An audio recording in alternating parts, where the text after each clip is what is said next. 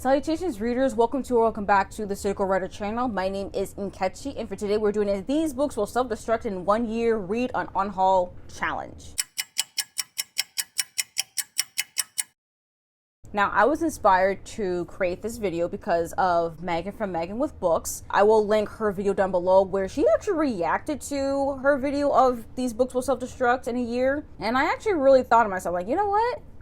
I could actually do this too, because I do have some books on my shelf that I have not read or I even DNF'd. And I'm like, you know what? If I don't read them in a year, I'm just going to have to unhaul them. And usually, naturally, I do actually tend to unhaul books that have been around my shelf for over a year, because I really don't like having books just accumulate on my shelf collecting dust. I rather like, hey, if I'm going to read them, I read them, and if I DNF them, then like assess if that means I want it on my shelf or not and start unhauling. Like, I am not afraid to unhaul books, but I think I do have this big stack of books here. Like right here, I have these 12 books that I'm like, you know what? If I don't read them within a year, they just gotta go. And I was actually thinking about if I start to read these books and I DNF them, I do think that will also count, not actually count as read, but it will count as unread. Because when 9 out of 10 books that I DNF from my physical shelf, they are usually unhauled.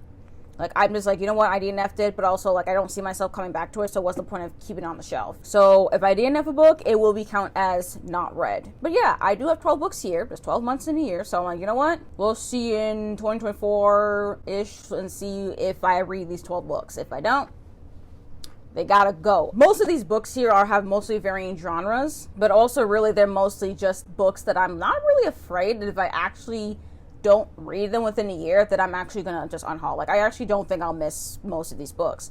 Although I did put a few books on here though that I would miss if I did not read them within a year, because I need some sort of an incentive to actually read these books, okay? Like, this is a reading challenge TBR kind of video, okay? I need to be honest with myself. Like, sure, most of these books I'm putting on here, like, am I actually gonna read it? Probably not. But I'm also just like, well, if I put books on here that I know for sure I would not miss, then it kind of defeats the purpose of such a challenge, you know? I'm just saying. So, like, but anyways, let's just get on to the books. So, book number 1, I have Dracula by Bram Stoker. This is a classic vampire novel, classic horror, Gothic horror. And yeah, I mean, I don't know. I don't really actually know the actual events of Dracula, to be quite honest. This is the Penguin Classics edition. The only thing I know is that we're following Jonathan Harker, who visits Transylvania to help Count Dracula purchase a London house. That's what it says in the back here. I'm just looking at the back here. And yeah, I don't know. This is a classic. It's a really old classic. And I really don't usually read classics. And I've been having a hard time actually reading classics this old, and especially written by dead white people. So, like, it's already a struggle for me. But I think it will be interesting because this is written in epistolary formats. There's a lot of diary entries, journal entries. So I think that would make it at least a little bit interesting in that sense. Or maybe if I don't like this particular edition of Dracula, maybe I can get a different edition that'll be easier to read. I don't know. I want to at least give Dracula a try. Like, I did read Carmilla, and I'm like, I will be honest, I didn't really like it. I was actually pretty disappointed by it, but I do want to give Dracula a shot since I gave Carmilla a shot. I was like, well, if I read Carmilla, let me try another classic vampire book. We'll see if I actually end up reading this one. I hope I do, though, just at least give it a shot. Then next up, I have The Sentence by Louise Erdrich. This is actually Louise Erdrich's most recent release, but I do think this is her most recent release. It did come out last year, but I'm not sure if she's published anything else this year or not. But I do know Louise Erdrich is a member of the Turtle Mountain Band of Chippewa, so she's indeed indigenous. She's actually a local author for me. She has her own independent bookstore also in the city that I live in. So I don't know, it feels kind of wrong that like a local author who's also the owner of an indigenous independent bookstore, and I haven't read The Sentence. I've only read one of her books, which was Shadow Tech, which actually I did like. I gotta say, that was a good book. So I'm like, come on now, let's give this a shot. So I do know this takes place in an independent bookstore in Minneapolis that is haunted from November 2019 to November 2020. So this is also like a pandemic-y book eventually as well. So that's another thing.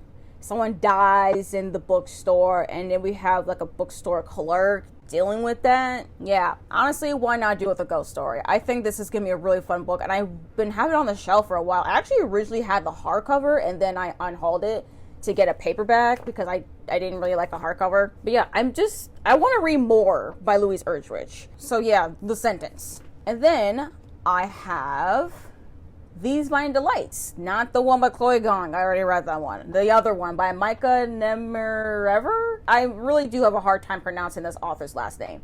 But I do notice it's kind of like a book that I've seen around like dark academia. I've seen a couple booktubers read this book. I remember Hannah from A Clockwork Reader and Elizabeth from Plant-Based Bride read this book. And I do notice it's like a queer literary thriller where we follow two gay men in 1970s Pittsburgh. And I don't know, it's just, I think there's like a toxic friendship in here to some sort of love. And it's just talking about the depths of human desire and darkness. Like, I don't know, it was a pretty dark book, actually. And I'm like, it sounds like a pretty dark book anyways. And I don't know, I just think that I would probably like it. It's a little bit long than I would prefer, but I wanted to give it a shot because, well, I don't know, this could be one of those dark academia books that also maybe might work for me. At least the ones that actually lean more thriller. So, we'll see.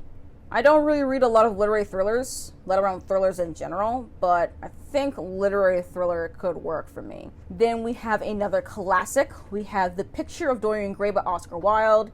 This is just a classic that I've been hearing a lot, and I mean a lot about. I hear so many people talk about this book. I know that this is going to be the censored version. I do know there's an uncensored version of this, so yes. Because Oscar Wilde is indeed gay, and there's definitely some gayness in here, but for the times, it couldn't be explicit. So this is going to be the censored version. I do want to see, though, that maybe the uncensored version. I don't know. We'll see if I even like this as a story itself, and then I'll probably read the uncensored version. But all I know is we're following this artist, and this artist makes a portrait of a young Dorian Gray, and Dorian Gray starts wanting to achieve beauty, like that beauty in youth. So I don't know, something like that. I don't know, it's a very beloved classic. And then on to more classics. I have Go Tell It on the Mountain by James Baldwin. This is James Baldwin's debut novel. I have read a James Baldwin book, finally. I read Giovanni's Room in February, so I do own his debut. I actually got it around the same time as Giovanni's Room, but I have not read it since I bought it, so I'm just like, we gotta do something about this one. It says here, with lyrical precision, psychological directness, resonant symbolic power, and a rage that is at once unrelenting, compassionate, Baldwin chronicles a 14-year-old boy's discovery one Saturday in March 1935 of the terms of his identity as the stepson of the minister of a storefront Pentecostal church in Harlem. And Giovanni's Room was shorter than Go Tell It on the Mountain, but that book, I loved it. Okay, I loved Giovanni's Room. So now I'm hoping that I love his debut. So I think I will. Classics written by Black authors tend to work really well for me. But I do think I will have a good time with it. Even if I don't find it as a favorite, I do think I will at least really, truly appreciate a novel like this. Hopefully I read it.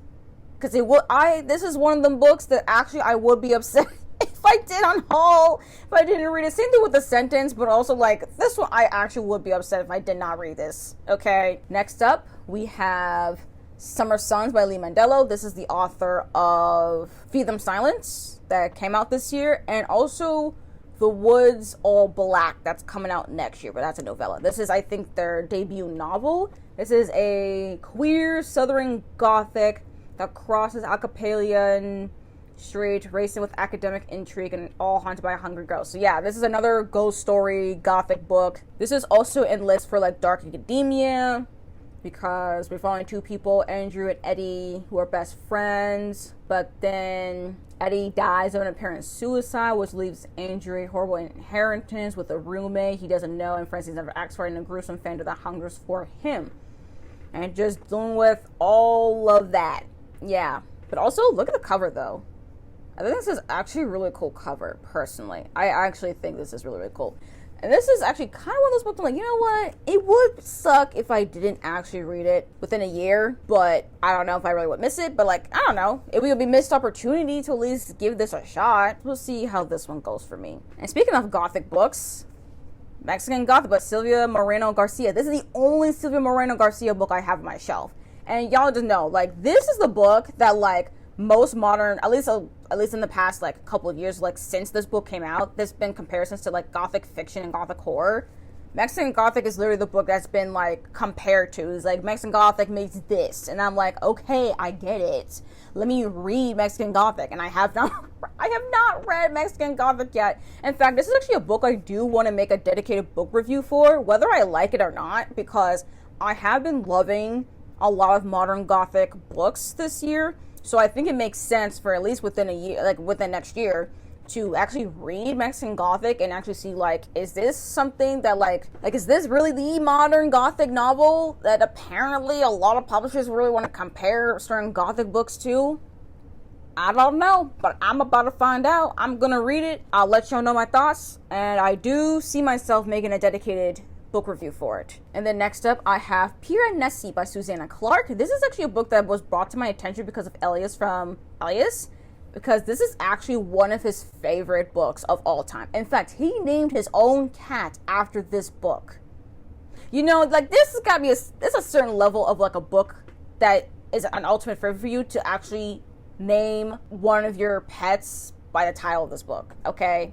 And also, I really like that cat. That cat's adorable. So fluffy, so big. Anyways, the book itself, I actually don't really know what this book is really about. I don't know. This Piranesi is this person here, and the house that he resides in has many rooms with endless corridors with thousands and thousands of statues. And yeah, but there's another person though in the house called Other, who visits Piranesi twice a week and asks for help with research into the great and secret knowledge. So yeah, I guess they just explore Piranesi's house. Sure, it's not very long. It's like less than 300 pages. Actually, it's less than 250 pages. So yeah, I don't know. This seems like one of those weird fantasy books that I'm like, actually, this could actually work for me. But I am so intimidated to actually try it because, like, I have seen some people not really liking it. So I don't know where I'm going to lie with it. I don't know if I'll love it. I don't know if might not like it. I don't know if I'll just be like, this was a decent book. It was solid enough. I want to at least give it a shot. But I'll have to let y'all know. We'll wait and see if I actually really read this. Okay, this book here is actually a book I did DNF earlier this year, but it was a soft DNF. Like, I knew I was going to come back into it, but now I'm just like, well, you're on the chopping block. If I don't read you within a year, you out. And that is She Would Be King by Way to More. If you recognize this book, yes, it's the same book that I read in Blackathon. It was actually one of the group books for one of the teams for this year, and I did DNF it. I soft DNF it because it was just a lot. It was just a lot for me to read, okay? There was a lot for me at that time. And I even did lightly annotate it a little bit. And I do intend to continue reading and also lightly annotate it as well. I don't really quite remember. I remember this was like multi-POV. There's like 3 people were following at varying times and places. Yes, and actually this one's also talking about a reimagining of the tumultuous history of Liberia, which is definitely not something I'm knowledgeable about. This just is a book. I knew that this book is special. I just had to put it down because at the time I just could not. It was just not the time for me. So I'm gonna try this again. I got to. And I would literally be so upset if I actually have to unhaul this because I don't want to unhaul it. And this book here is actually another book that I actually would be pretty sad if I did not read as well, and that is No Gods, No Monsters by Cadwell Turnbull. So this is actually a first in a series. The sequel actually recently came out like a couple weeks ago. It's called We Are the Crisis. So I think this is like a contemporary fantasy. I do remember Jesse from Jesse on YouTube talk about this book and talk about how it does feature pretty heavily on police violence, police brutality, so gun violence, so there's definitely content on that. Yeah, I don't really know much else. I think there's something about monsters all of a sudden. Yeah, I don't know. But also I would be really upset though if I actually did unhaul this, because I actually bought this from one of my the local independent bookstores around here, and I don't really like unhauling books I buy from an independent bookstore. Also, it looks cool. I mean, look at this cover. Look at that. All right, this is the second to last book here. Now, this one's the first in a series that I do not know how many books there will be in. But I just figured to add this to the list because I'm like, well, whenever there's a sequel, at least we're prepared for it. And I'm talking about The Undying Stars by Emery Robin. This is the first book in the Emperor Without End series. I do not know if it's a trilogy or even a duology. I'm like, I don't know. I have no idea. But look at the cover, though. I actually personally really like the cover, personally speaking. What I do know is that this is like a Cleopatra in space, because we have Marc Antony, Cleopatra, and Julius Caesar, in space. And I do think that the Marc Antony character is gender bent. And I think it's also sapphic, or at least queer, so cool. I will have to say I've never read Antony and Cleopatra, or even know much about Antony, Cleopatra, or Julius Caesar's history, so it is kind of also based on like history. It's less on like the actual Shakespearean play, I think. Or maybe it will be like the play. I don't really know. I've never read Antony and Cleopatra, but I would read it just for this book. So we'll see. It is long. It is like over 500 pages. It's a little bit over 500 pages. And I have no idea on how long this series is. I won't be surprised if it is a trilogy, but I don't know. I'll have to read it and see if it does give that trilogy feeling or like a duology feeling. I'll have to let y'all know when I actually read it. Now, the last book that I got for y'all is actually a book that I did recently DNF in the past couple of months, but this is something that I do want to read because I did read one of this author's books, and I really had a great time with it. I loved it so much, so I really want to read this one to at least enjoy it. And I'm talking about The Marriage Portrait by Maggie O'Farrell. So this is the author of Hamnet, which I read last year, and I loved Hamnet, okay? That one was like Shakespeare-esque. This one is taking place in Italy. This is about, we're at Florence, Italy in the 1550s. We're finding Lucrezia, who's the third daughter of the Duke. And I think so then her older sister dies on the eve of her wedding to somebody. And then Lucrezia is pretty much the one that ends up marrying that Duke. And we just follow her life. And in fact, I don't think this is, is it a spoiler? It's not in the synopsis, but it's so early on, like within the very first chapter, which I think is actually a prologue. The book, very early on, it does foreshadow something dark or something messed up happens to Lucrezia that you're trying to like also just go back to see like, hey, how do we get to this kind of point kind of story? So I actually really like that. It reminds me a little bit like Hamnet as far as like narratively, like how it's written in that sense. So we'll see, but it's not in this announcement, so I'm not going to actually talk to y'all about that. But it is also a Barnes & Noble exclusive edition. Like, look at the hardcover. See, the hardcover of this book is actually different than the paperback. But anyways, as far as this one, I did DNF it around, I saved it. I DNF'd it like a page 14. Like, it's not like the book is bad. It's literally so early on because I was not in the mood for it. Like, this is historical lit fic, and I'm like, I was not in the mood for historical literary fiction. Not at that time. And it also does have some pretty dark stuff, I will say. So definitely look up content warnings. But yeah, I do want to read this one, and I will be upset actually if I do end up unhauling this one. But anyways, yeah, that's pretty much all 12 books that I plan that is part of this self-destructing TBR. As you could tell, they were classics in literary historical fiction, but I just really need an incentive to actually pick them up, because most classics, there are like historical literary lit fic basically, except for like maybe Dracula. That one's like horror, but still it's really hard for me to really pick up classics, historical fiction, and literary fiction, because they're just the kind of genres that like they don't really excite me to read. So I think it gives me a better incentive, like, hey, maybe I need to start being more in the mood for these, especially for ones I actually am still interested in, If any of y'all want me to create reading vlogs for any of these books, like at all, please let me know which ones y'all will actually want to see a reading vlog for,